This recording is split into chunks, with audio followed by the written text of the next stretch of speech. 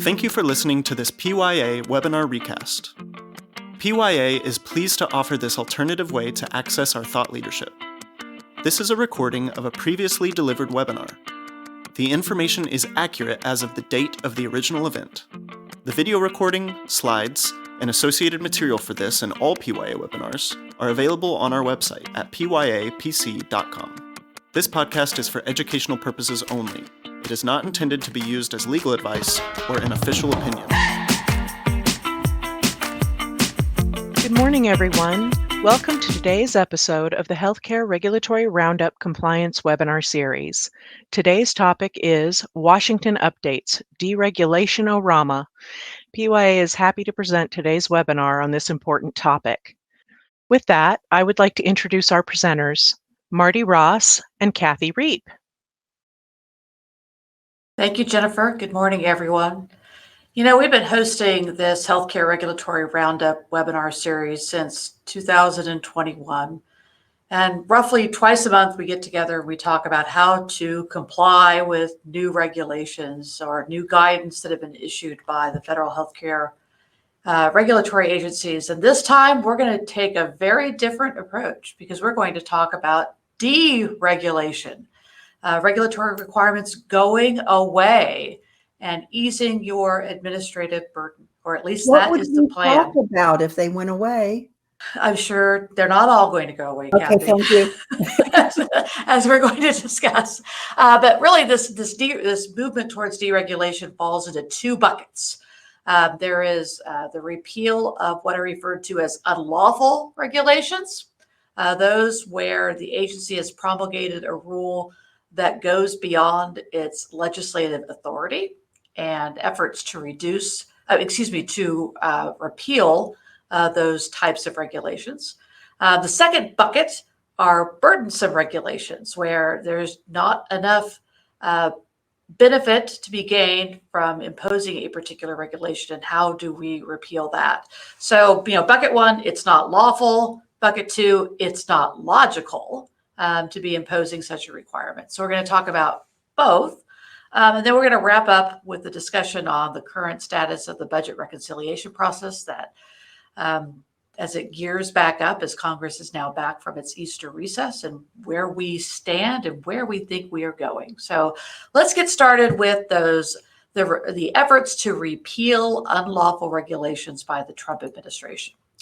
And this story starts at the end of January with Executive Order 14192, Unleashing Prosperity Through Deregulation.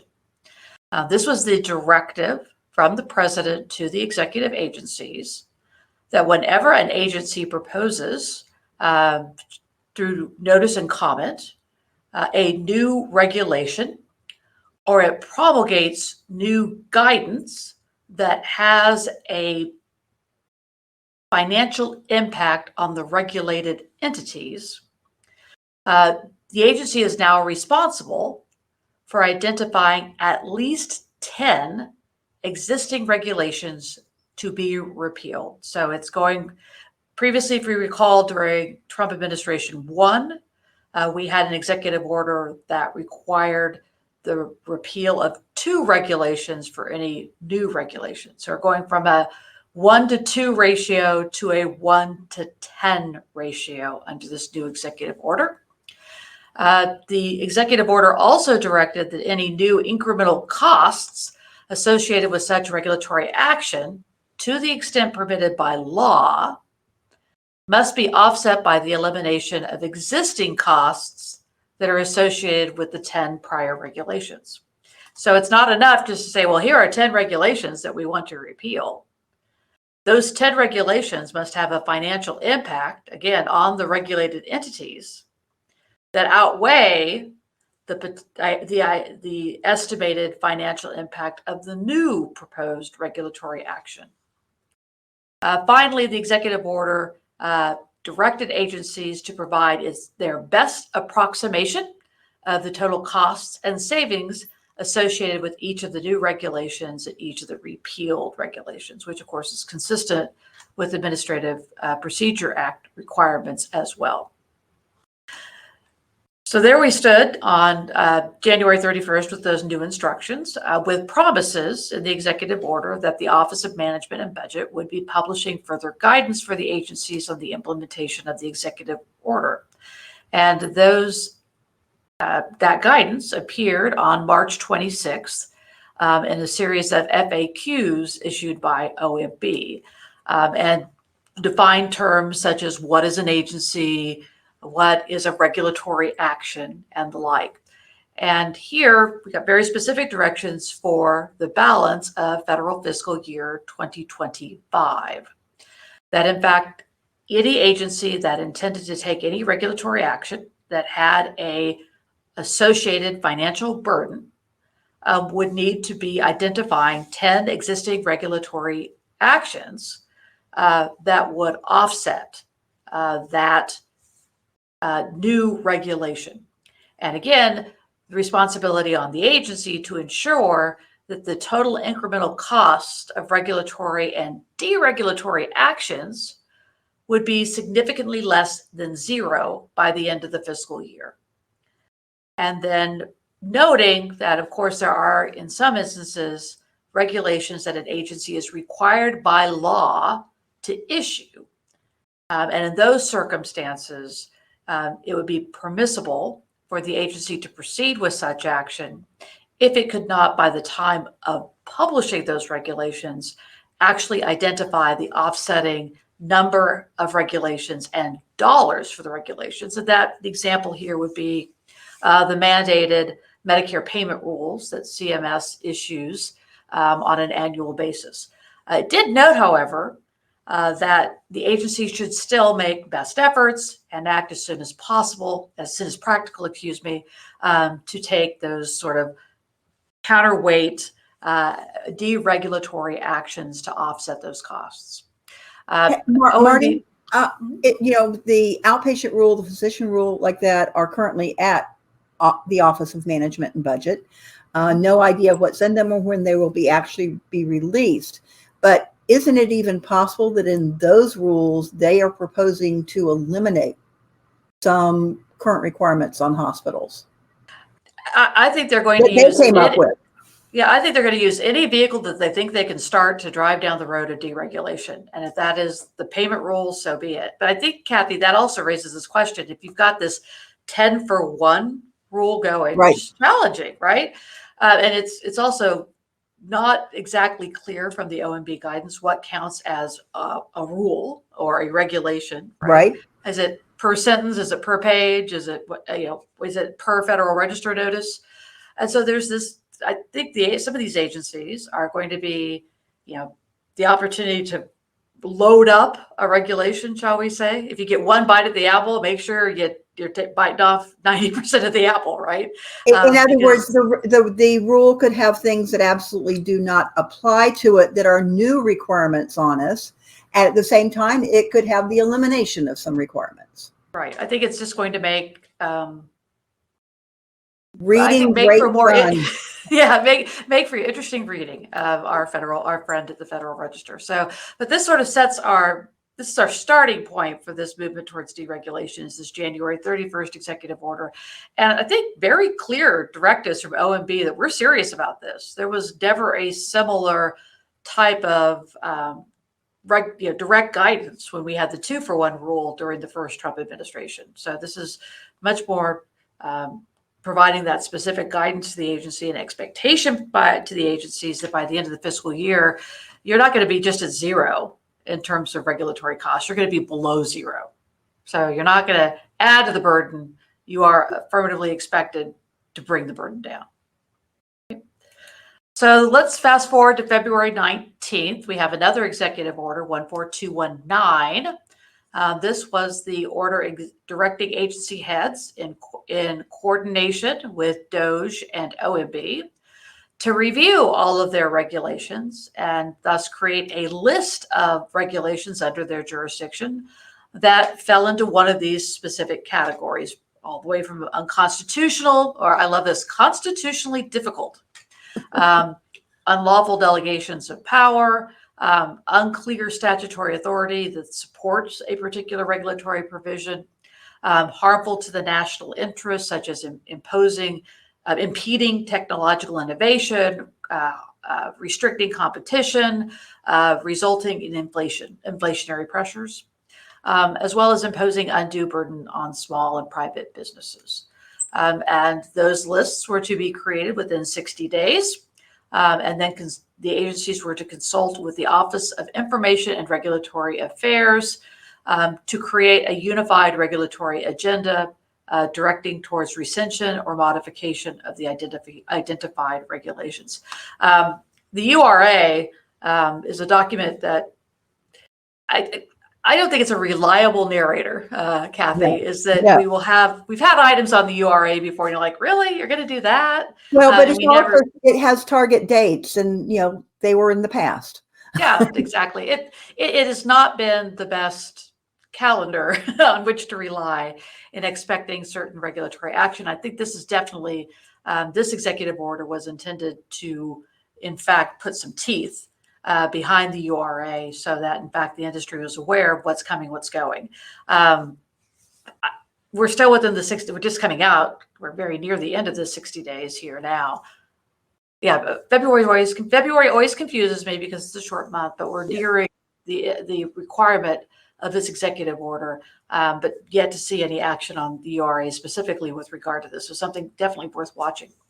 The other component of this executive order was a directive to agencies to deprioritize enforcing regulations that they believe are beyond the, quote, best read of the authorizing statute, or in any way exceed the federal government's constitutional powers. So very broad discretion to the agencies to determine, as you set your enforcement priorities, appreciate that the justification for that enforcement action, if it is in fact beyond the best read of the statute, and we'll come back to the Loper-Bright decision here in a minute, but that's providing pretty broad discretion to the agencies how they exercise their enforcement authority. So again, let's fast forward now to April 19. And the publication of the presidential memorandum regarding repeal of illegal regulations. And the directive that beginning on April 19th, agencies shall immediately take steps to effectuate the repeal of any regulation, a portion of a regulation, any guidance that clearly exceeds the agency's statutory authority or is otherwise unlawful. Makes sense. If we think that we've gone beyond our statutory authority, we should in fact repeal those regulations or restate those regulations. But this presidential memorandum went one step further and really caught folks' attention because it directs that when you make these decisions to rescind regulations, you should do so without notice and comment, on the basis of the good cause exception within the Administrative Procedures Act. And the justification there being is that it is never appropriate to have a regulation on the books that's unlawful. And so eliminating those regulations as quickly and as efficiently as possible is good cause not to go through the notice and comment period. The memorandum also directed agencies by May 19 to submit a written explanation why any regulation that they identified pursuant to that the February order that was improper, why in fact it has not yet been repealed. So shall we say the clock has started for the agencies to begin taking action in response to identifying unlawful regulations. And in fact, the first agency you've seen out of the gate working on this is the Department of Treasury and IRS. April 15, kind of tax day, sort of nice there. They published some rescission of certain rules that had been published under different statutes. I think some were repeals of TARP regulations. If you remember TARP, the troubled assets. I can't even remember what it stands for anymore, Kathy. Really? TARP?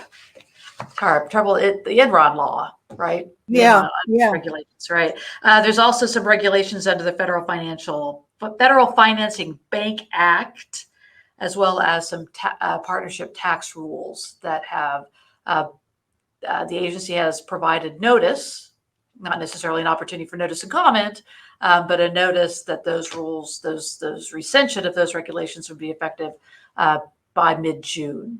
So that's the first federal agency that really has gone public with the action it intends to take in response to these directives from the president. Well, let's take a little deeper dive with regard to this directive to repeal regulations without notice and comment in reliance on the Administrative Procedure Act, and specifically how that's going to work with regard to CMS regulations, which we are particularly concerned.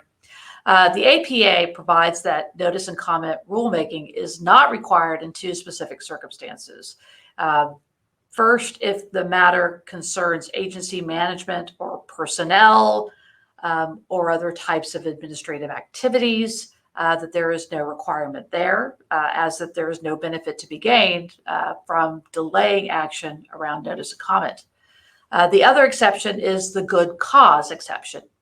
And that is when the agency determines that it is either impractical, unnecessary, or contrary to the public interest to allow for the 60 days of commentary on a particular rule. Interestingly, we have a split in the federal circuit courts on how they are to review an agency's determination of good cause for no opportunity for notice and comment. You have some of the federal appeals courts saying, well, it's a de novo review. The courts look at that and decide on their own based on facts and circumstances whether in fact there was good cause. While other courts have said, no, it's the standard is the agency acting arbitrarily or capriciously. I think that sets up a really interesting what's going to happen next. As we see repeals taken without notice and comment, and we have litigation over that, how that will work its way through the federal court systems. Because I anticipate, Kathy, we are looking at some litigation as our efforts to repeal these types of regulations without notice or opportunity. The other piece of this to add in is the Richardson waiver, which dates back to 1971, long ago, where then Secretary Richardson established as policy under the APA that HHS in its rulemaking will never avoid notice and comment, even if the circumstances would apply under the APA, that they believe that public participation in the process will always be such that it is better to have some degree of notice and comment, and that good cause should only be used in emergency circumstances where it would be useless to have the public participate. It would not result in any change into the regulatory action to be taken. So that's how HHS had operated, including CMS as an HHS agency, how they had operated for decades. But on February 28th, HHS issued a new policy statement that rescinded the Richardson waiver. So this would have happened before the executive order that was directing the repeal under good cause. And now the policy of HHS is to follow the Administrative Procedures Act and only apply the good cause exception when appropriate in the circumstances under the APA requirements. And so that's how we're specifically for HHS, how they will move forward when they identify regulations for repeal under the unlawful standard.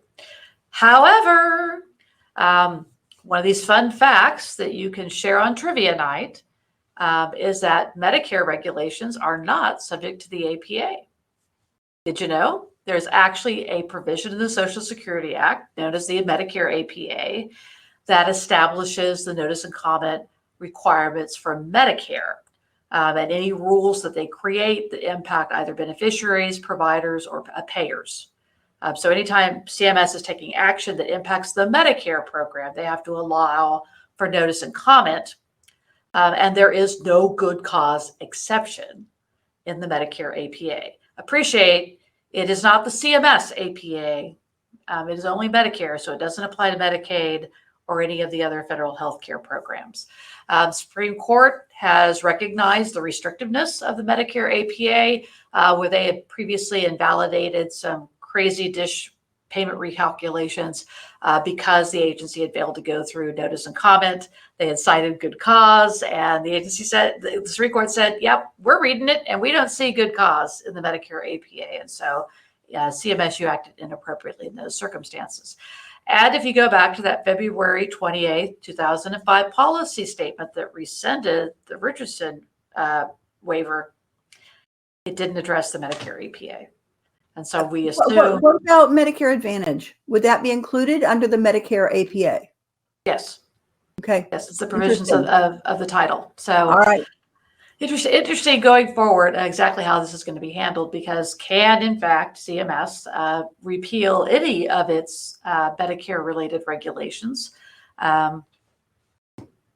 when, in fact, without that notice and comment period, given the requirements under the Medicare APA. And again, there was no, we may have been in a different position if HHS had said, oh yeah, and we're also, this new policy, this waiver, the Richardson, the elimination of the Richardson waiver is going to apply to CMS Medicare regulations as well, but it was silent on that issue. So I think this is going to set up sort of an interesting, as one of the most regulated industries, specifically tied to the Medicare program, how this is specifically going to move forward. We just don't know yet how Dr. Oz and his agency is going to handle this. I think the other interesting question here is, what does illegal mean in this context? And the executive order did not specifically define what constitutes an illegal regulation. Instead, there's direction to the agencies to prioritize in its evaluation of its own regulations the lawfulness under 10 specific Supreme Court decisions. And as you'll see, these are all relatively recent Supreme Court decisions. There's a list of 10. There's really only 5 of these that would apply in the healthcare context, starting, of course, with last summer's decision in Loper-Bright. That was the end of the Chevron deference. We'll come back to that in just a minute. The opinion in West Virginia versus EPA, which is the major questions doctrine, that it is not appropriate for an agency to regulate on a matter that is in fact a major question, and instead must have direct congressional action on which to base future regulations in that area. SEC versus Jarkowski, I can never pronounce these names. Jarkowski, okay. Which is the imposition of civil money penalties through administrative procedures, that in fact, administrative procedures are limited in fact to corrective action, and that it is inappropriate for an agency to impose civil money penalties, which of course is a form of punishment for the agency against an entity, and you have to then go through the formal court protections as opposed to administrative procedures. You have the Michigan versus EPA. We're getting closer. This is the consideration of when an agency is directed by Congress to issue regulations that are appropriate and necessary. And that's very common language that's used in statutory provisions. The agency must, as part of its analysis, consider the costs of the regulations as part of that equation. And then the other note is the Ohio versus EPA decision, also from last term, noting that a regulation is in fact arbitrary and capricious if the agency fails to respond to significant comments. And in that case, that the industry had made significant comments to a rule that the EPA had promulgated in publishing the final rule, proposed rule, excuse me. When it published the final rule, it did not respond to those comments. It kind of pretended it never saw that letter. And that was, Supreme Court determined that the failure to address those comments from the industry, in fact, meant that the agency was acting arbitrary and capriciously. And so that would be inappropriate. So that sort of is the context of what is an illegal regulation based on those kind of core Supreme Court decisions. But let's focus specifically on Loper-Bright, because this sets up, again, what I think is going to be really interesting as CMS moves forward. So if you're talk about Loper-Bright, you have to go back to Chevron deference. And yes, I'm pulling you back to last summer when this decision was issued in June. So do your best with us. As you know, agencies, of course, derive their authority to make or enforce regulations from statutes. And in the case of CMS, that authority is derived from the very lengthy and detailed Social Security Act. And if you, as a regulated entity, don't like a regulation, your best defense is to file a lawsuit challenging the agency's authority, saying the agency either acted inconsistently or beyond the scope of the legislative provision. So Chevron, the Chevron decision from way back when, 1984, Kathy, something like that? Mm-hmm. The court said, okay, well, sometimes Congress is not perfectly clear when it writes a statutory provision. And when the language of the statute is ambiguous, there are two or more reasonable interpretations of what Congress meant in the statute. We're going to defer, we the courts are going to defer to how the agency interprets the statute, provided that, of course, it's permissible. It's not totally off base. And so we move forward with that deference to agencies in those circumstances as they define the scope of their own authority through their interpretation of statutory provisions. And really, over again, decades, we had well over 18,000 decisions by federal district courts, courts of appeals, or even the Supreme Court, where the court concluded that, yes, the statute on which this regulation is based is ambiguous. And in fact, the interpretation that the agency is relying upon is a reasonable interpretation. And so we're going to defer to the agency. And in those cases, 90% of the time, the court said, yep, that's okay. The agency is acting within its responsibility. And we learned that in those cases where the language was unambiguous, the court said, no, that's not a reasonable interpretation on the part of the agency. Then in those cases, it was more frequent that the challenger would win as opposed to the agency.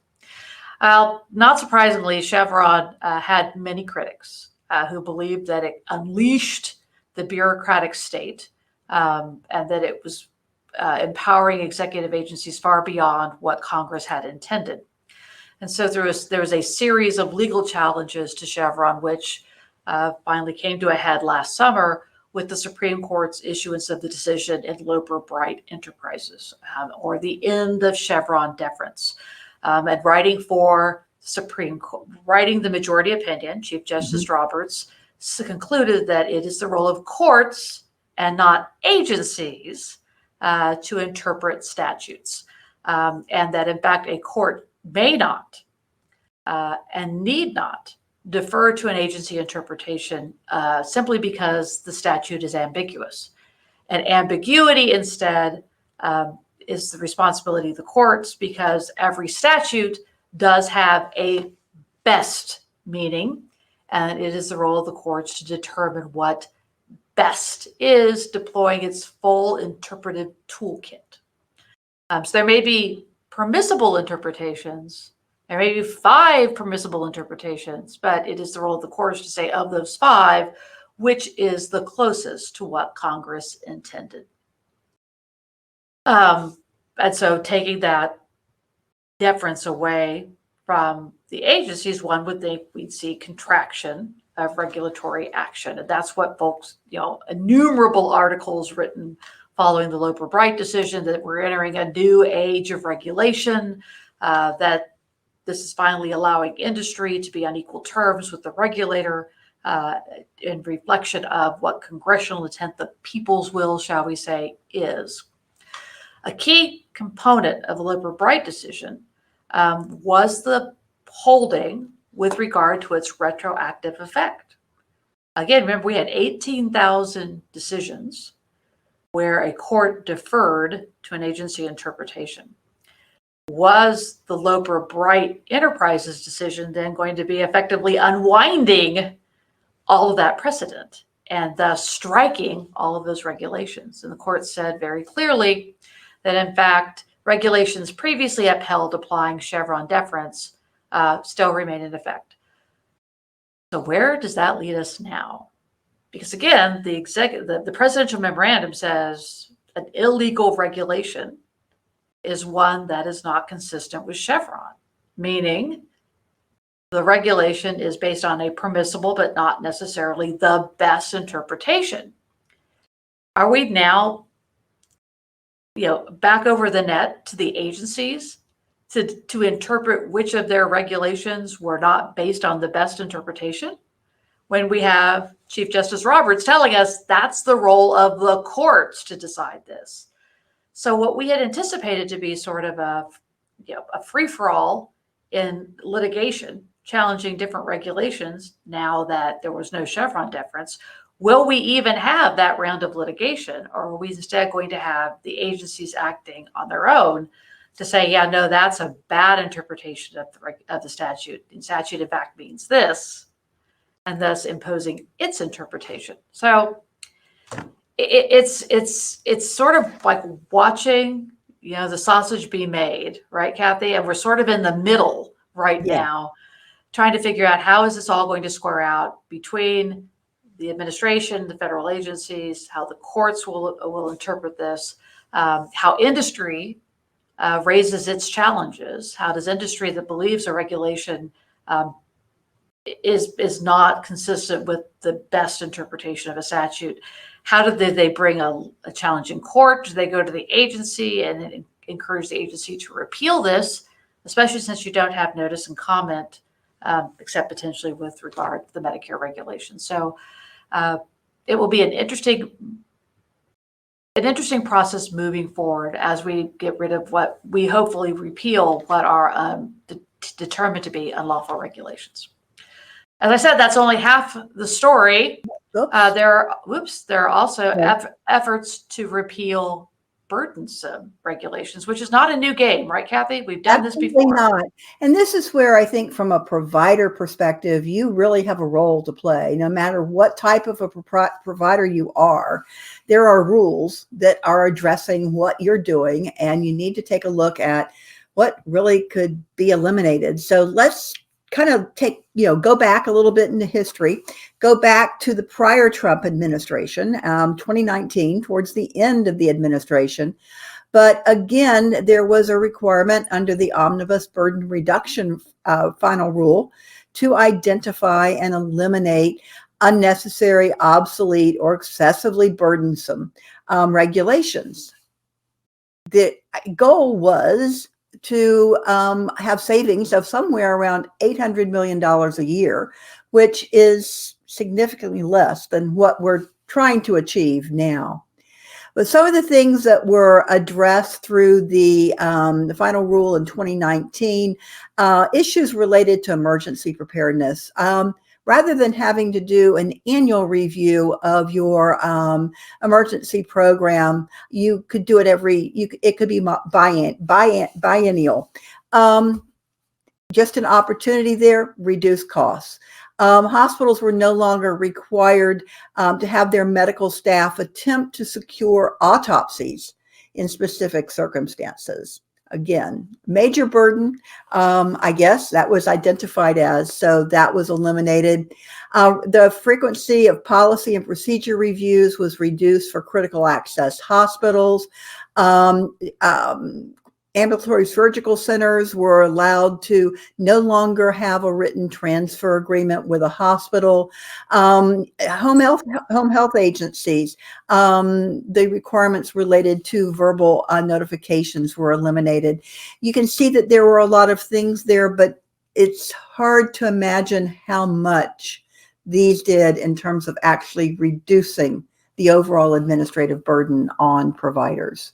Yeah. And Kathy, it's a sample. I mean, this is not everything that was in this. You've got a link there that actually takes you to more, but these aren't earth-shattering. Let's just say exactly, that's the way to say it.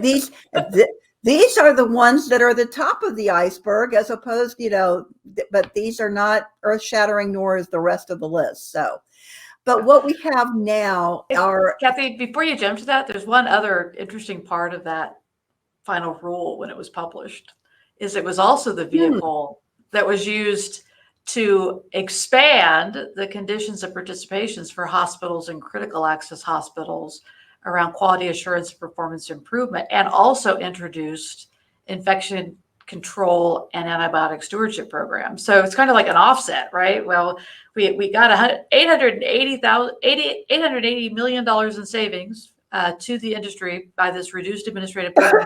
Oh, but by the way, here's a couple of $100 million more in burden because we changed the cops in those circumstances. So I guess the agency just can't resist, right? Well, and as a matter of fact, before we're done this morning, we're probably going to be talking about maybe those things that they added to us back in 2019 could go away or be less burdensome. So what we're looking at now is a number of opportunities to identify regulations that are burdensome or questionable. We have, first of all, the Department of Justice Anti-Competitive Regulations Task Force, with a requirement or an opportunity for the public to provide comment between now and May 27th. Essentially, the goal here was to identify state and federal laws and regulations that unnecessarily harm competition. And from a healthcare perspective, the task force is tasked with laws and regulations in healthcare markets too often discourage doctors and hospitals providing low-cost, high-quality healthcare and instead encourage overbilling and consolidation. These kinds of unnecessary anti-competitive regulations put affordable healthcare out of reach for millions of American families. This is an opportunity. This is bringing together predominantly interagency partners to identify these problems, these issues, but they are asking for public comment, and I think no one knows better what is causing the problems that, quote unquote, encourage overbilling and consolidation than the providers who are on the call today. Yeah, this is one of the few opportunities if you've identified state laws and regulations that they want to hear about that as well. Then we also have published in the Federal Register on April 11th, a request from the Office of Management and Budget looking to identify regulations that stifle American businesses and American ingenuity. Comments were intended to address the background of the rule, the reasons for the proposed rescission, with particular attention to regulations that are inconsistent with the statutory text or the Constitution, where costs exceed benefits, where regulation is outdated or unnecessary, or where regulation is burdening American businesses in unforeseen ways. Again, comments here are due on May 12th. You have a different email address in which our location to which you are providing comments on this. But taking it a step further, we have the request for information that both came out as a press release and as a I guess I would say a proposal in the inpatient proposed rule, rehab proposed rule, skilled nursing, inpatient psych, etc. All of the payment rules that were published for federal fiscal year 2026 included this request for information. And the idea here is that CMS is seeking input on approaches and opportunities to streamline regulations and reduce administrative burden on those who participate in the Medicare program. Where are there duplicative requirements? Where are there regulatory requirements that should be better streamlined? Just like the inpatient psych, rehab, skilled nursing, all the rules that came out on April 11th, comments on this are due on June 10th. However, you are submitting your comments to a different format, a different mailbox, I guess I would say, than you do your Federal Register site for your actual comments on the proposed rule, the rates, the things like that, the quality measures. So again, an opportunity for you to submit comment. We're going to kind of walk through what they're asking you And then we're going to maybe throw out some things for you to consider. Should these things be addressed? Are they burdensome? So let's start looking at some of the requirements that were, or the requested comments in the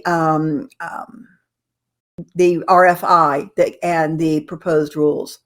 Are there existing regulatory requirements that could be waived, modified, or streamlined to reduce administrative burden, but again, without compromising patient safety or the integrity of the Medicare program? Are there specific Medicare administrative processes, quality or data reporting requirements that could be automated or simplified to reduce administrative burden? Currently we have measures that we are reporting versus measures that are identified through the claim. Should more things be claim focused without additional information being submitted by providers? What changes can be made to simplify Medicare reporting and documentation, again, without affecting program integrity? What about the frequency or complexity of reporting from Medicare providers? Are there documentation or reporting requirements that are overly complex or redundant? And here we get a little bit more specific because they want to know which ones, and they want specific information on forms, on Office of Management and Budget Control numbers. So you do need to make sure you follow what they are asking. Don't just say, eliminate XYZ form and leave it at that. You do have to give some background and some context in that comment. Finally, on the duplicative requirements, what do you consider duplicative, either within the program or across healthcare programs? So are there things that you're having to do for Medicare that you're also being required to do for your state Medicaid program? Granted, we have the Medicare cost report where you have included Medicaid information, but are there other things that you're having to do for both Medicare and Medicaid? How can cross-agency collaboration be enhanced to reduce these duplicative efforts? And how can Medicare better align its requirements with best practices and industry standards without imposing additional requirements? That's where we start to get very concerned. What happens in terms of if we are starting to relieve certain burdens, but are they going to be adding additional burdens on you moving forward? So Martie, a few burdens without benefits. Yeah, so let's do better than the omnibus burden reduction final rule. That's our goal. And Kathy and I spent a whole lot of time trying to identify, with a higher degree of specificity, rules, regulations, guidance that potentially should be brought to the attention of CMS as overly burdensome or not adding any benefit. And I think that becomes the test, is where are the regulations that impose a burden without a benefit? And where can we start chipping away at the regulations? It is amazing, Kathy. I'm sure you've seen, we both saw this over the last 2 weeks, how many articles talk about the burden on healthcare providers and the hours and hours spent meeting regulatory requirements and the cost associated with it. And studies show that, 3 hours a day a doctor spends, fulfilling regulatory requirements. And those articles never cite what the requirements are. They'll talk about documentation requirements that don't get to a level of specificity, or they're talking about like prior authorization requirements. My mind was going directly to prior authorization. That's not a federal regular regulation, exactly. Right? So it's challenging to find, down to, as we say, chapter and verse of how do we start unwinding this burden. So this is what we came up with, sort of working our way through what we say, Kathy, 75 years together of experience in the healthcare industry. That is because we were both born in hospitals, so that's right. what it goes back to. Exactly. And let's start with everybody's favorite, HIPAA, right? And what's the most recent provision added to HIPAA is the final rule on reproductive health care, and this idea of when can you, this kind of purpose-driven releases of information related to reproductive health.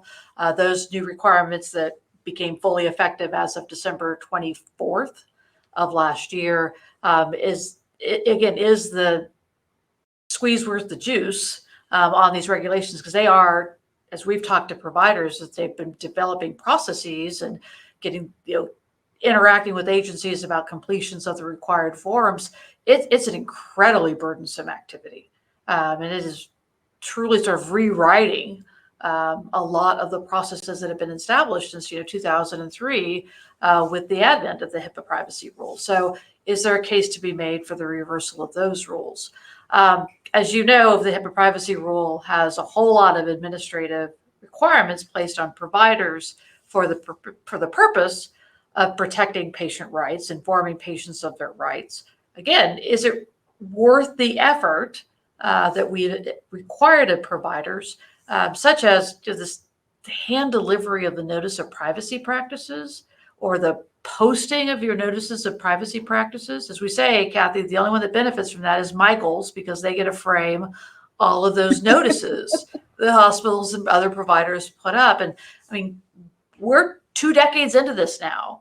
Do we once again need, maybe it made sense in the early 2000s to provide these notices as they were new, but again, as it is necessary and appropriate now here in 2025 to continue with those requirements. Well, and if you think about it from I'm just going to use the privacy side. When you think about, let's say, a credit card, once a year, I think you get something in the envelope that you toss, but you get something that, talks about how they're protecting you as the consumer, right? I mean, do we really have to give this as frequently, have it on the walls, have it everywhere else? Becomes one of these things, it's a question of why. Yeah, is it enough to post it on the website? Since that, we're moving more and more to the website being the source of truth for organizations. Would that alone be sufficient? And it's the same notice for everybody, right? I'm getting the notice from this guy and this guy and this organization and this organization. It all says the same stuff. And don't forget, I've translated it. Yeah. Oh, exactly. I sometimes wonder, healthcare industry sort of has Stockholm syndrome, right? We've been so regulated for so long, we don't even know what they're doing to us any longer, and sort of having to be critical and thinking through this. But okay, all right. Let's talk about conditions of participation and certification, which certainly was a target in the Omnibus Burden Reduction Final Act. But there have been a lot of COPs added since 2019, including those that were added in 2019. But we have those in the outpatient rule last year. We had the new conditions of participation for hospitals around maternal health, which have significant staff training requirements. Policy and procedure promulgation requirements built into there. Is this an opportunity, again, to revisit with a more friendly administration, shall we say, to providers, at least in terms of deregulation? The board or governing body having to identify who needs to go through the training. Right, exactly. So is there opportunities there? We have the new hospital reporting requirements on respiratory conditions, which also went into effect in October, roughly. A lot of folks have complained the frequency of having to do that every 2 weeks, I believe, is just really not providing an accurate picture of what's going on in a community, and can those be pulled back? And then those are new requirements, but in the world of ancient requirements that probably are time to go along the wayside are the physical plant requirements. You've got, I can't even explain this because I'm no expert in the life safety code, but you get into a lot of physical plant requirements that just are obsolete at this point in time, that require some significant investments. Accompanying our conditions of participation are the interpretive guidelines, which are the directives to state surveyors on how to apply the conditions of participation in specific circumstances. And those are all, as you know, contained in the appendices to the state operations manual. And including in that good old Appendix 5, which is the EMTALA interpretive guidelines. These guidelines, and this again is part of what the directive in these executive orders was. It's not just regulations promulgated through notice and comment. but it's the agency's sub-regulatory guidance. And particularly in the case of the cops, a lot of the devil is in the detail, which are these interpretive guidelines. Are there specific provisions in the interpretive guidelines that need to be revisited and reframed to eliminate burden? Because again, wisely so, I mean, you're trying to develop a compliance strategy for an organization, you tend to take the conservative approach. Like, what is the conservative interpretation of what has been included in these interpretive guidelines?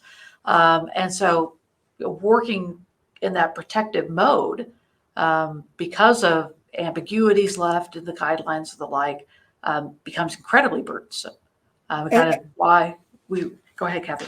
Don't we have COPs without interpretive guidelines? Oh, yes. We have all the ones that were published in 2019, right? We still have no interpretive guide. How many times do I say this, Kathy? Still waiting.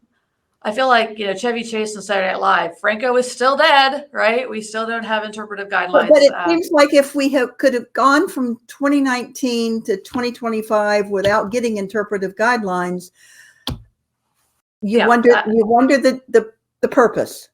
Exactly. Let's talk fraud and abuse and the unholy trinity of the anti-kickback statute, the Stark Law, and the prohibition on patient inducements. Again, the issue here in large part is because of the penalties associated. I mean, the first is a criminal statute, and the next two have significant fines and penalties associated with them. And so one tends to take a very conservative approach. And is there opportunity, particularly in the case of the anti-kickback statute, to actually broaden out the safe harbors and say this is okay to do this? Or in the case of Stark, broaden out and simplify the exceptions and say these financial arrangements are okay? Or the prohibition on patient inducements, which is just, can you give a patient a glass of water sometimes, seems to be the extreme application here. And what I find particularly frustrating is as CMS has developed alternative payment models, such as the Medicare Shared Savings Program, we have built into these MSSP regulations waivers of the fraud and abuse laws to ensure that the alternative payment model works appropriately. It seems we are at cross purposes at this point, right? That we have fraud and abuse laws, which really are to regulate a fee-for-service system and prevent overutilization, but they are creating a barrier to this all-important transition to value-based contracting. That allows us to save money, provide more quality care, and save money both to the provider and the Medicare program. We can eliminate, these things don't apply, but to the rest of the world, they do. Yeah, and I understand. I mean, this has been a topic of many conversations. It was a topic in the omnibus burden reduction rule of what can we do with the fraud and abuse laws, because the concern about program integrity. And if you give them an inch, they'll take a mile. Well, maybe they deserve a mile. Of how these regulations develop that. Okay, off the soapbox to the next slide. Okay, a burden without benefit. Let's continue this discussion. I remember way back, way back, working in a hospital and how we had forms and you still have forms, although sometimes we're dealing with them in an electronic world. But literally, we used to have packages that identified if it was the blue package, it was for the Medicare patient. If it was the green package, it was for another payer group. But recognize that we have so much information that we are sharing with our Medicare patients. Things like the important message from Medicare, the advanced beneficiary notice of non-coverage, and the notice of non-coverage and detailed explanation of non-coverage, the MOON, the Medicare Outpatient Observation Notice, and our new, as of February 14th this year, Medicare Change of Status Notice. It seems to me that somewhere in the realm of the way things are going now, this could actually be provided through CMS as a part of the manual that the patients get every year that is fairly lengthy and published and mailed to their home. Give them more explanation in that and take that burden off of the providers. We've recently been dealing with the No Surprises Act. We've got to post things on our website. We've got to post things on our walls. We've got to give copies to patients. We've actually even got to provide certain estimates and things like that in whatever manner and format the patient wants. And we're still working off of, for the most part, interim rules, not even final rules for the work that we're doing there. But again, it's the whole issue of the burden on the provider to provide all the forms, much less provide the estimate. And then with the Medicare cost report, are there parts of the cost report that are really extraneous? And maybe we should be looking at the cost report from the perspective of, for the acute care hospital paid under the Inpatient Prospective Payment System versus the cost report for the critical access hospitals, et cetera, but having a different focus, and identifying what information, what forms are actually needed to establish cost, not to establish all of this extraneous information. And Martie, 1557? Yep, 2 regulations promulgated about this time last year by the Biden administration, Section 1557 of the Affordable Care Act, the anti-discrimination regulations. There is the regulation says you can't do this, and then there are all the administrative requirements put in place to ensure you don't do that. Are there opportunities to reduce those administrative requirements? Similarly, Section 504 of the Rehabilitation Act creates these new standards for accessible medical diagnostic equipment, scales and tables, for example, as well as the digital accessibility, what you do with your website. Are those imposing burden where it's not worth the potential added benefit to patients included there? And on 1557, very quickly, is not that we're saying, that we should discriminate. What we're saying is now I have a requirement to give you a form saying that I don't. Right. Or I do annual training for all of my staff. Exactly. All of those. The hours we spend training staff. Anyway, other burdens without benefit, of course, quality reporting programs have been paid a great deal of attention in this space. Are there measures that don't actually provide meaningful or actionable information?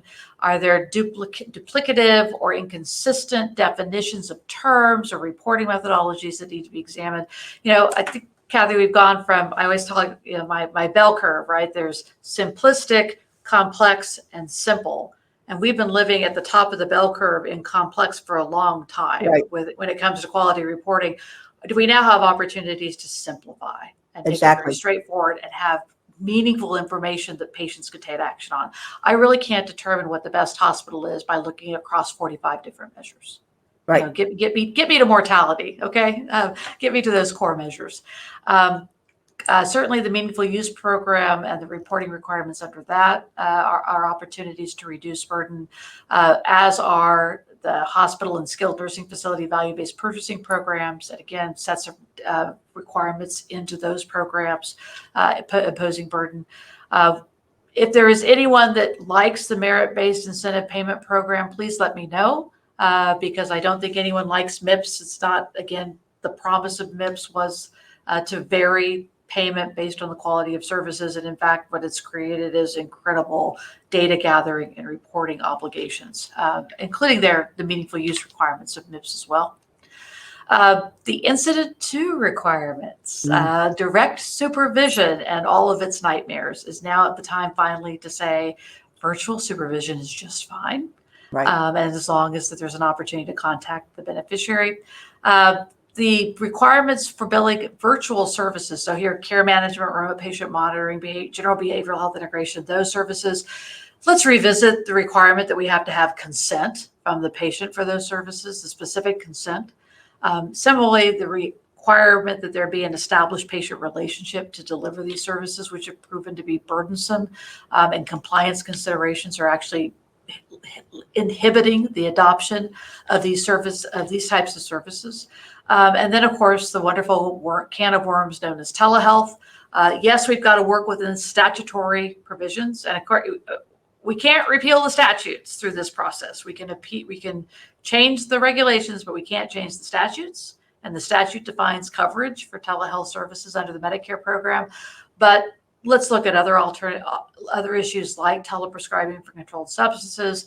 What's the list of telehealth approved services? What are the limits on audio only services? All of that, trying to kind of free up the opportunity for telehealth. So there we go. Let me just say, I know we're getting close to our time, but let me just say, Martie said this is when you're dealing something that is statutory. This isn't the process for that. So don't start thinking sniff 3-day window, a 3-day prior stay, things like that. That's statutory. That's not something, I mean, I think a lot of people, their mind immediately goes there, but that is not something to comment on in this particular case. Yeah, Kathy, the other thought I just had when you said 3-day rule, I was like, well, but we had the waiver during COVID. Oh, yeah, wait, we had the waiver during COVID. Maybe we need to go back to that. The 3-day prior stay, right. But there were a whole set of regulatory waivers during COVID. Yes. Maybe it's time to go back and look at those and say, hey, CMS, we survived COVID without having these regs in place. Maybe it's time to repeal those as well. I should have thought of that. Yeah, I should have thought of that when we were doing the slides. Oh, well. Finally, very quickly, just to wrap up, what's going on in Washington? As I said, they're back from their recess. Where it stood before they left is they had a budget resolution. They had direction on how to formulate this reconciliation bill, the targets that they have in place, and now they get down to the hard work. Where we stand now is this process of the House and Senate. There we go. The House and Senate doing the markup, i.e. actually drafting the text of the legislation. There's a whole lot, at least if you believe what you read in The Hill and Politico, a whole lot of behind the scenes negotiations going on as folks are staking out their positions. Probably the central piece here is the current baseline debate, because this will be determinative of how much tax cut we can get without deficit spending. The idea being that the 2017 tax cuts, even though they are set to expire this year, that we assume that's baseline, so we don't have to pay for the extension of those tax cuts. And so we don't have to cut other federal spending for the tax cuts. That's going to be the debate, is resolving that. Because if you're going to, it's determinative what the tax cuts are going to be, is how much are we willing to deficit finance, and how do we define what is deficit financing. The goal still is to have the bill ready to go by Memorial Day and to the president's desk. So we will see how quickly that moves forward. What we are looking at very closely, of course, is what's going to happen in Energy and Commerce with Medicare and Medicaid. Because if you got to cut $880 billion, that's their target in the budget resolution, what do you do? You've got them saying, no, we're not going to, this is not going to be a health care bill. But at the same time, you've got other groups saying that we don't like provider taxes to the states, and we wanted to attack those because that expands spending. So it's going to be a very interesting month watching what's going on and going forward here. To that end, our next regulatory roundup webinar will focus on that process. As we say, there'll be something to talk about what's going on. As Kathy wanted to credit Bonnie Reep with the title for our next HCRR, but we are certain there'll be plenty to talk about then. Of course, please subscribe to our newsletter where we're trying to keep you as updated as possible on these recent developments and the like. So thank you again for joining us today. And Jennifer, back to you. Thank you. Thank you for listening to this PYA webinar recast. The video recording, slides, and associated material for this and all PYA webinars are available on our website. If you have any questions or if we can help, please contact us at pyapc.com. Thank you again for joining us, and have a great rest of your day.